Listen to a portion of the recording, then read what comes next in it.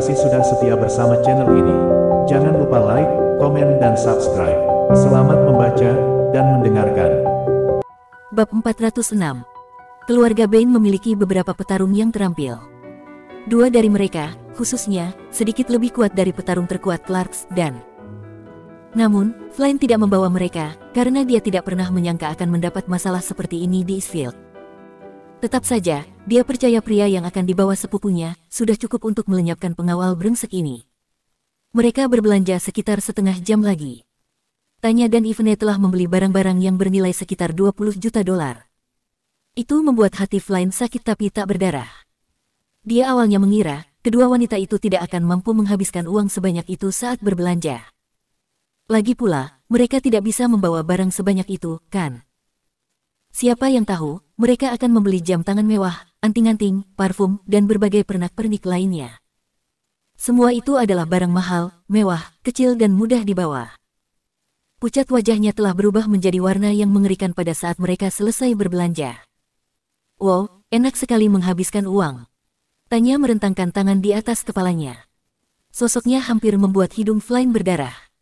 Benarkah? Sudah lama sekali aku tidak membeli barang sebanyak ini. Perasaan yang luar biasa. Yvonne kemudian meregangkan tangannya juga. Sosoknya bahkan lebih feminim, dan itu hampir membuat Flynn pingsan karena kesal. Tidak peduli seberapa cantik mereka telah menghabiskan $20 juta uangnya. Meskipun Flynn tidak kekurangan uang, uangnya tidak tumbuh dari pohon begitu saja. Jumlah itu membuat hati dan dompetnya sakit bukan kepalang. $20 juta tidak akan berarti apa-apa jika kedua wanita cantik ini adalah pacarnya. Bukan hanya mereka bukan wanitanya, tetapi ada juga kemungkinan pengawal brengsek ini pernah tidur dengan mereka sebelumnya. Dia merasa tidak puas dengan semua ini, setelah menghabiskan $20 juta. Sepupuku mungkin akan segera datang. Sudah hampir 1 jam. Flynn mengerutkan kening saat dia memikirkan hal ini. Dia tidak bisa tidak melirik ke arah pintu masuk pusat perbelanjaan. Ada apa, Tuan Muda Bain? Apa yang kamu lihat? Jack tersenyum misterius. Apakah kamu menunggu seseorang? Flynn melompat kaget dan dengan cepat melambaikan tangan, tanda tidak setuju. Tidak, itu tidak benar. Saya melihat sebuah kedai kopi di lantai pertama. Mengapa kita tidak pergi untuk minum beberapa cangkir kopi di sana? Tuan Muda Bain, jangan bilang kamu sedih kehilangan uangmu, jadi kamu menyeret kami untuk minum kopi. Yvonne tertawa kecil. Lagi pula, kamu tidak bisa menghabiskan uang sebanyak itu, sambil minum kopi, kan? Tambahnya. Siapa yang tahu, 1 atau 2 jam mungkin akan berlalu begitu saja, jika kita mulai mengobrol sambil minum kopi, kan? Tidak, jalan pikiranmu cukup licin. Sudut mulut Flynn langsung berkedut. Yvonne ini terlalu licik, bisa menebak motifnya dalam sekejap. Sebenarnya, dia memang memiliki pemikiran seperti itu. Jika dia tidak membuang waktu dan membiarkan kedua wanita cantik ini terus berbelanja di mall, ada kemungkinan dia harus menghabiskan lebih banyak uang. Tidak mungkin. Aku hanya khawatir kalian berdua lelah, jadi aku mencari tempat untuk beristirahat sambil minum kopi. Flynn menjelaskan dengan tergesa-gesa. Jumlah uang ini bukan apa-apa bagiku. Semuanya baik-baik saja, selama kalian berdua bahagia. Lupakan. Ini sudah sore. Ayo kita kembali dulu. Aku tidak mau berbelanja lagi. Tanya berbicara setelah dia memikirkannya. Ya. Aku lelah setelah berjalan-jalan. Dan kita sudah membeli banyak barang. Ayo kita kembali. Yvonne bergema. Kakau akan pergi begitu cepat. Flynn merasa sedikit khawatir. Dia belum melihat sepupu dan anak buahnya sampai sekarang. Bagaimana jika sepupunya datang beberapa saat setelah mereka pergi? Dia akan kehilangan kesempatan emas untuk membalas mereka. Selain itu, dia akan menghabiskan semua uang hanya untuk disia-siakan. Ada apa? Apakah kamu ingin kami terus berbelanja? Apakah kamu benar-benar punya uang sebanyak itu? Tanya menatap Flynn dengan heran. Bab 407. Bukannya aku khawatir kantongku jebol, tapi sangat sulit untuk bisa menemani wanita cantik seperti kalian saat berbelanja. Dan, kalian juga sangat luar biasa. Kita bisa berbelanja setengah jam lagi. Meskipun hatinya sakit untuk uangnya, ekspresi Flynn acuh tak acuh. Dia hanya ingin mengulur waktu lebih lama. Siapa yang tahu, apakah dia masih bisa bertemu dengan mereka di masa depan, jika mereka pergi begitu saja. Dia akan menunggu sampai sepupunya datang, dan membunuh pengawal itu. Lalu, dia akan bermain-main dengan gadis-gadis itu, dan akhirnya bisa melepaskan dendam yang selama ini membara dalam hatinya. Sudahlah. Aku tidak ingin berbelanja. Ayo kita pergi. Namun, Tanya dan Yvonne tidak suka mengambil keuntungan dari orang lain.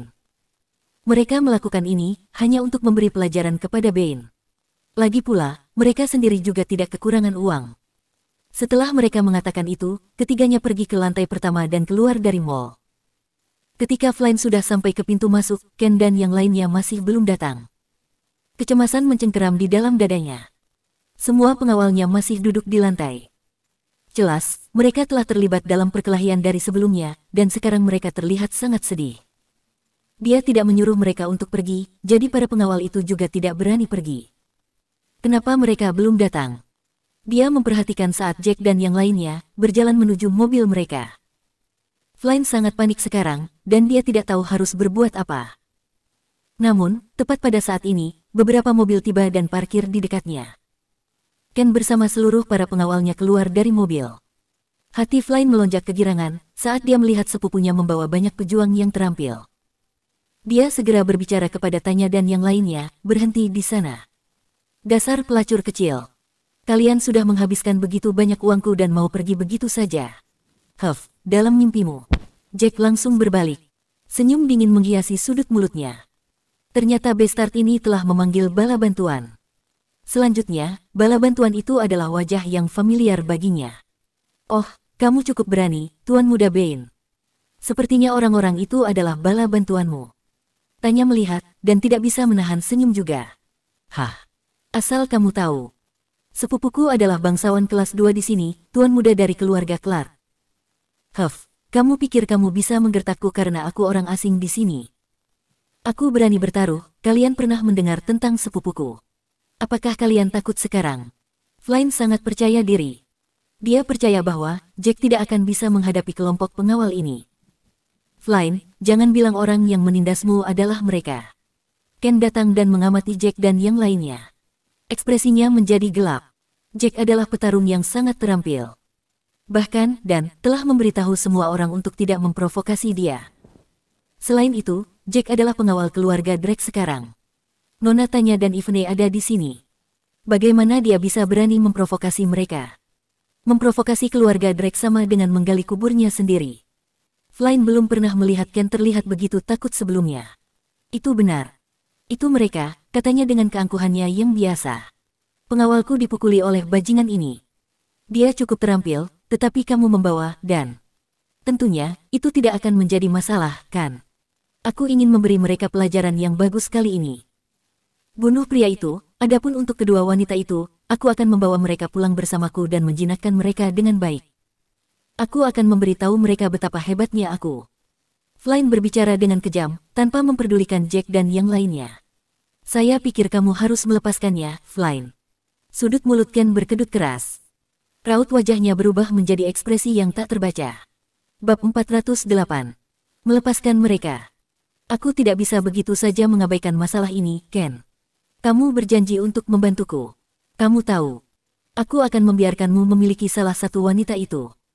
Ekspresi Flynn berubah menjadi buas saat dia berbicara sambil menyeringai. Tuan Muda Bain, jangan katakan apa-apa lagi. Apakah Anda memiliki keinginan mati? Ekspresi dan begitu gelap, sehingga tampak seperti ada awan badai yang menutupinya. Dia memberikan tatapan tajam ke arah Flynn. Apa? Aku punya permintaan kematian. Huff, apa maksudmu? Tidak mungkin kamu tidak bisa mengalahkan bajingan ini, kan? Flynn masih tidak menyadari situasinya. Dia berbicara sambil tertawa. Mereka menyuruhmu diam, tidak bisakah kamu mendengarnya? Jack memang ingin bertukar pukulan dengan pria ini. Dia menghentakkan kakinya ke tanah dan menerjang ke depan. Detik berikutnya, dia sudah berdiri di depan Flynn. Dia melakukan backhand pada pria itu. Flynn terbang mundur dan mendarat di tanah dengan suara keras. Darah mengalir di sudut bibirnya, dan dia kehilangan beberapa gigi. Kamu berani memukulku. Flynn sangat marah, sehingga semua warna terkuras dari wajahnya. Nona Tanya, maafkan saya. Ini adalah pertama kalinya sepupu saya ke Eastfield, jadi dia agak tersesat di sekitar sini. Saya harap Anda akan berbelas kasih padanya. Ekspresi Ken menjadi gelap. Dia menyeka keringat dingin dari dahinya, dan memohon kepada Tanya. Dia sangat sadar bahwa Tanya tidak mudah untuk dinegosiasi. Dia seorang gadis yang pemberani dan agak kurang wajar dalam keputusannya. Pada akhirnya, Tanya sepenuhnya mengabaikan permintaan Ken. Apapun yang dia katakan barusan, merupakan penghinaan bagi saya dan Ivene, katanya. Ekspresi dingin menyeruak di wajahnya. Berbagi wanita di antara kalian berdua. Apakah dia pikir aku tidak mengerti apa artinya itu? Setelah dia mengatakan itu, dia menatap Flynn dengan sinis yang tergeletak di lantai. Perhatikan baik-baik di cerminmu. Bagaimana ngengat bisa menandingi kupu-kupu? Dia berkata. Aku sudah membiarkannya berlalu bersamamu tempo hari di jalanan. Hari ini, aku memberimu kesempatan kedua dengan membiarkanmu membelikanku barang-barang. Aku tidak pernah berpikir bahwa kamu akan memanggil Ken untuk meminta bantuan. Kamu pantas mendapatkan apa yang kamu dapatkan kali ini. Ada apa? Siapa? Siapa ini? Ken, kenapa kamu juga takut padanya? Flynn bingung. Dia selalu berasumsi bahwa Tanya hanyalah putri seorang pengusaha biasa. Sepertinya dia jauh lebih dari itu. Ini Nona Tanya Drake, anggota Drax. Apakah kamu mengenal James Drake? Pernahkah kau mendengar tentang putri orang terkaya di seluruh Eastfield? Ken mengatupkan giginya, hampir memuntahkan darah. Saudara sepupunya sangat tidak beruntung. Dia tidak hanya memprovokasi seseorang yang penting, tetapi dia juga memprovokasi putri Drax. Dia praktis menandatangani sertifikat kematiannya sendiri. Dia tidak akan repot-repot mengangkat satu jari pun, bahkan jika Tanya memutuskan untuk membunuhnya. Keluarga Drake. Flynn menarik napas tajam ketika mendengar itu. Mengapa dia sangat tidak beruntung? Ada beberapa orang di dunia ini yang tidak bisa dia provokasi. Dia tidak pernah membayangkan dia akan bertemu dengan salah satu dari mereka. Lebih penting lagi, wanita ini terlalu low profile. Dia hanya membawa satu pengawal dan tidak menunjukkan kekayaannya. Tidak ada yang bisa menebak bahwa dia adalah putri Drax. Saya salah Nona Tanya. Saya melakukan ini hanya karena saya tidak tahu itu Anda. Flynn dengan cepat memohon, tolong maafkan saya, tolong lepaskan saya. Saya baru saja membelikan Anda begitu banyak barang. Tidak ada alasan, itu masalah masa lalu. Kamu memanggil Ken dan yang lainnya ke sini adalah masalah yang sama sekali berbeda. Tanya melipat tangannya di depan dada. Setelah dia memikirkannya, dia memberitahu Jack, lumpuhkan salah satu lengannya. Buat dia mengingat ini seumur hidupnya. Bab 409.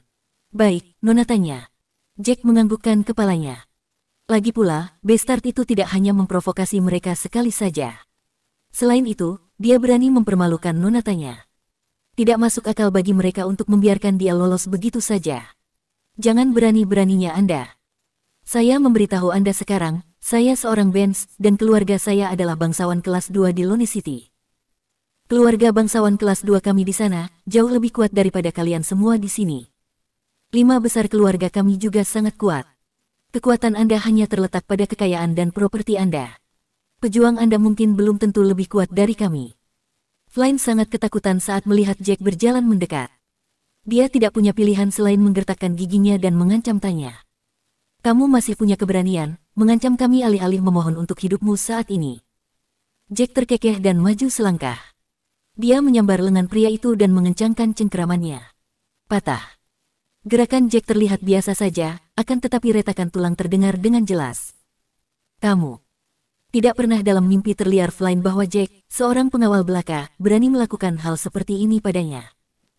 Rasa sakit yang dideritanya menguras semua warna dari wajahnya, dan dia langsung pingsan di tempat. Kejutan menyentak punggung Ken juga dan mereka tercengang sesaat. Jack sangat kejam, dan dia menyerang tanpa ragu-ragu.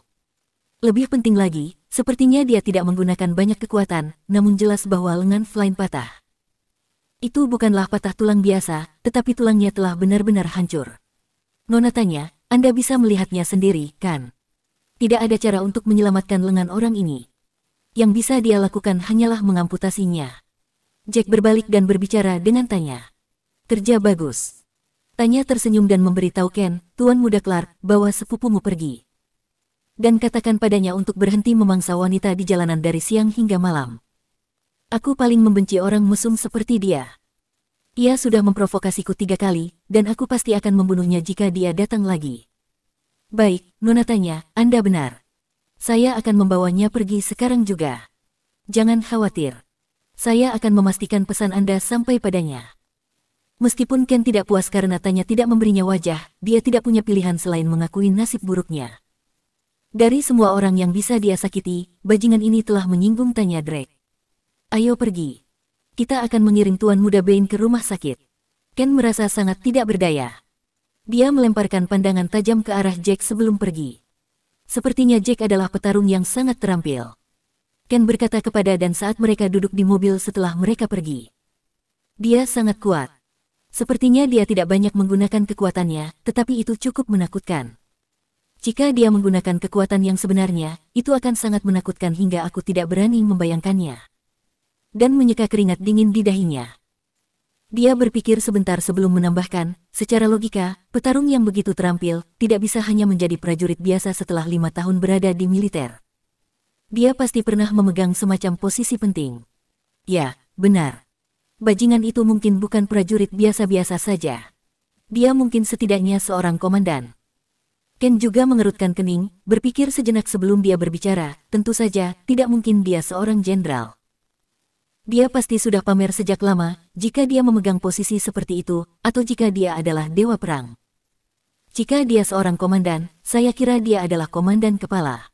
Dan memikirkannya sejenak lalu berkata, oh benar. Saya mendengar bahwa pemerintah membayar sekitar $1 miliar sebagai bonus pensiun jika Anda seorang komandan kepala. Komandan biasa hanya mendapatkan sekitar $100 juta. $1 miliar. Sudut mulut Ken berkedut saat mendengar ini. Jika Jack benar-benar memiliki 1 miliar di rekeningnya, bukankah itu berarti dia bisa mengeluarkan uang yang dibutuhkan untuk ulang tahun Tuan Tua Taylor? Bab 410. Tak lama kemudian, Ken menggelengkan kepalanya tidak percaya. Tidak mungkin, mengapa bajingan itu begitu rendah hati jika dia memang memiliki $1 miliar? Entahlah. Beberapa orang selalu bersikap lebih rendah hati, atau mungkin dia tidak ingin hidup terlalu mewah. Setelah Dan memikirkannya, dia menjelaskan tanpa daya, Tuan Muda Clark, dengarkan aku. Selena Taylor memang seorang wanita yang cantik, tetapi tidak bisakah kamu menemukan wanita lain dengan uang yang kamu miliki? Kamu tidak dapat memprovokasi Jack apapun yang terjadi. Mengerti? Diam. Berhenti mengomel padaku seperti kau ibuku. Seru Ken marah, sangat tidak puas.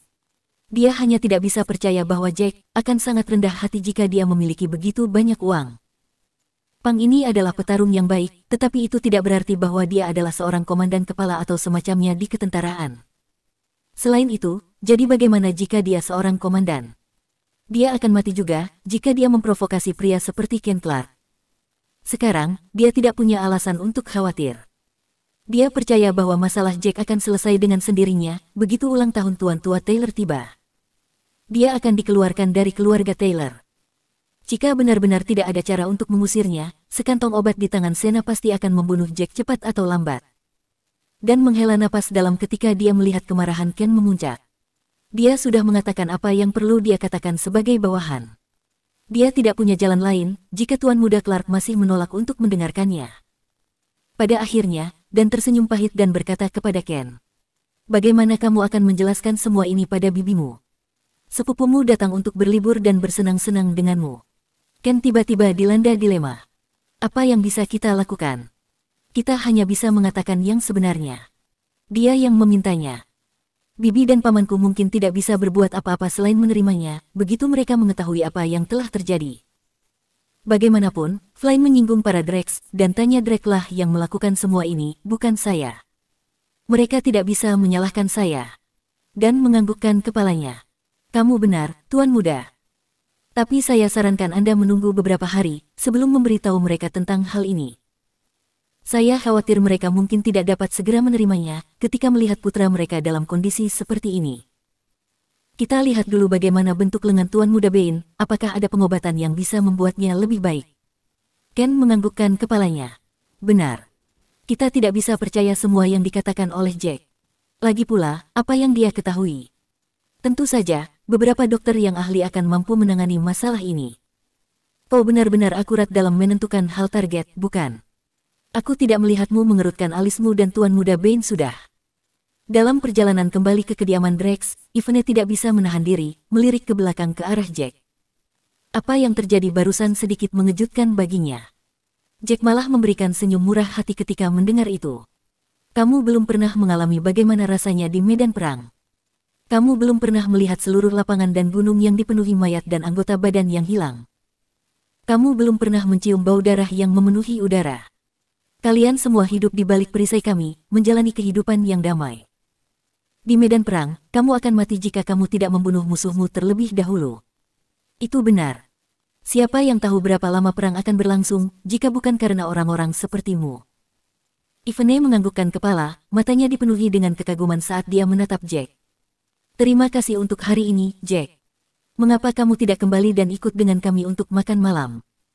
Setelah Tanya memikirkannya, dia tidak bisa tidak berkata kepada Jack ketika mereka tiba di kediaman Drax. Memang benar jika bukan karena Jack, tidak ada cara untuk memprediksi apa yang akan terjadi dengan Tuan Muda Bane, yang tidak mengetahui identitas mereka sekarang.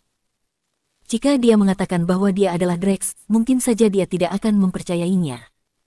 Baiklah. Tapi biarkan aku menelepon istriku dan memberitahunya dulu. Jack menganggukkan kepalanya setelah dia memikirkannya. Oke. Kalau begitu kita akan masuk dulu untuk membereskan barang-barang kita. Kita istirahat sebentar, mandi, lalu kita keluar untuk makan malam. Tanya mengangguk senang. Dia pergi ke vilanya bersama dengan Ivene. Jack menelepon Selena dan memberitahunya tentang hal ini. Baru kemudian dia kembali ke vilanya sendiri untuk beristirahat. Saat langit meredup, Tanya dan Ivene turun, mengenakan hot pants denim kasual dan t-shirt longgar. Mereka juga memakai kacamata hitam. Mereka datang sebelum Jack. Serius? Kalian memakai kacamata hitam di malam hari?